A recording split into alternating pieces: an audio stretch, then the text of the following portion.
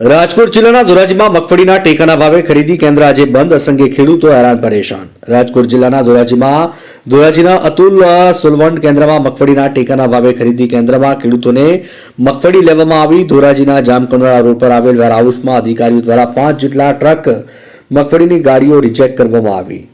ખેડૂત અગ્રણીઓ આગેવાનો આ ઘટનાને લઈને રોષ જોવા મળ્યો, જેના પડઘા પડ્યા હતા. આજરોજ અતુલ સોલવન્ટનું ખેડૂતોની ટેકાના ભાવે ખરીદ કેન્દ્ર છે તે બંધ હોવાથી ખેડૂતોને મુશ્કેલીમાં વધારો જોવા મળ્યો હતો. મારું નામ વિક્રમ અગાસિયા, ધોરાજી. હું ધોરાજીનો એક ખેડૂત છું. અમે અહીંયા મગફળી ખરીદ કેન્દ્રની અંદર અમારો વારો આવ્યો એ પ્રમાણે અમે મગફળી લઈને આવ્યા. અહીંયા અમારી મગફળી પાસ થઈ ગઈ, એનો વજન થઈ ગયો અને અમે અમારા વાહનો લઈને જતા રહ્યા. પછી પાછળથી અમને એવી જાણ કરવામાં આવી કે તમારી મગફળી વેરહાઉસમાંથી રિજેક્ટ થઈ છે. અમારી સરકારને વિનંતી છે કે અહીંયા અમારી બધી રીતે ચકાસણી કરીને મગફળી લીધી છે, એનો વજન થઈ ગયો છે, બધું થઈ ગયું. પાછળથી એવી જાણ કરવામાં આવે કે રિજેક્ટ થઈ છે. આ રિજેક્ટ થવાનું કારણ શું એ અમને સમજાતું નથી.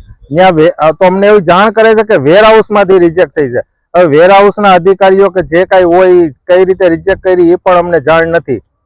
અમારી સરકારને વિનંતી છે કે અમારી મગફળી પાસ થઈ ગયેલી સારી ક્વોલિટીની મગફળી છે, એના પૈસા અમને આપી દે એવી અમારી સરકારને વિનંતી છે. ભગવાનભાઈ કનાભાઈ ખામલા. ભગવાનભાઈ, આજે ખેડૂતો તમારી પાસે આક્ષેપ કરે નાણાં લઈ અને આજે ખેડૂત કેન્દ્ર બંધ છે, તમે રિજેક્ટ કરો શું કહેશો? અમારે સાહેબ ખેડૂતને યાર કઈ લેવા દેવા નથી. તો માર્કેટિંગ યાર્ડમાં ખરીદી થાય છે અને પૈસાથી અમારે કઈ લેવા દેવા નથી. અમે તો અહીં ટ્રક આવે છે એને ચેક કરીએ છીએ અને અમારા હિસાબે કોઈ પ્રોબ્લેમ થતો નથી. પેરામીટરની ઉપર જો જાય તો અમારે રિજેક્ટ કરવાની થાય છે. કદાચ 4% ડેમેજ 8% હોય તો એને રિજેક્ટ કરવાનું થાય છે. બાકી બીજો કઈ પ્રોબ્લેમ અમારા તરફથી છે નહીં અને અમે કોઈ એવું રિજેક્ટ કર્યું નથી. અત્યારે રાબેતા મુજબ ચાલુ જ છે. કેન્દ્ર બંધ કરવામાં આવેલું છે. ખેડૂત આક્ષેપ કર્યા કે ખેડૂતોને હેરાન કરવામાં. અરે એ તો ટ્રાન્સપોર્ટરના હિસાબે કદાચ અહીંયા વાહન નહીં પૂગતું હોય તો કદાચ ખરીદ કેન્દ્ર બંધ કર્યું હોય, ત્યાં જગ્યાનો અભાવ હોય. બાકી અમારા હિસાબે કોઈ કામ બંધ છે એવું છે નહીં. સૌરાષ્ટ્ર ગુજરાતના તમામ કેન્દ્રો ખુલ્લા, ફક્ત ધોરાજીનું કેન્દ્ર ટેકાના ભાવે બંધ હોવાથી ખેડૂતોમાં રોષ જોવા મળ્યો. ખેડૂતો કહી રહ્યા છે કે ગ્રેડર એજન્સીના અધિકારી છે તેમની મનમાની ક્યાંક ને ક્યાંક પૈસા પડવાનો કારસો કરી રહી છે. ખરીદ કેન્દ્ર ઉપરથી જે મગફળીની ખરીદી કરવામાં આવી રહી છે, સારી ક્વોલિટીની ખરીદી કરવામાં આવે, પણ વેરહાઉસના ગોડાઉનમાં જાય છે ત્યાં મગફળીનો જથ્થો ભરેલી ગાડીને રિજેક્ટ કરાય છે. તેઓ ખેડૂત અને ખેડૂતના આગેવાનો આક્ષેપ છે. ત્યારે આ બાબતે વેરહાઉસ અધિકારીઓ જણાવી રહ્યા છે કે ખેડૂતોની મગફળી ટેકાના ભાવે ખરીદ કેન્દ્ર છે તેનું કારણ અમે નથી. મગફળીની ગાડીઓ અહીં ઉતરી રહી છે. અહીં વાત મગફળીના ખેડૂતો જે ગ્રેડ અને નિયમ મુજબ રિજેક્ટ થતી હોય, પૈસા પડવાની વાતો, અમારે ખેડૂતો સાથે કોઈ વ્યવહાર નથી. ત્યાં જ રાજ્ય સરકાર દ્વારા જે એજન્સીનું કામ કરી રહી છે તેવું અધિકારીએ જણાવ્યું હતું. મારું નામ દિનેશભાઈ વોરા. આખા ગુજરાતની અંદર મગફળીની ખરીદીના કેન્દ્રો શરૂ થઈ ગયા છે, ત્યારે એકમાત્ર ધોરાજીની અંદર આજે આ મગફળીનું કેન્દ્ર બંધ કરી દેવામાં આવ્યું છે.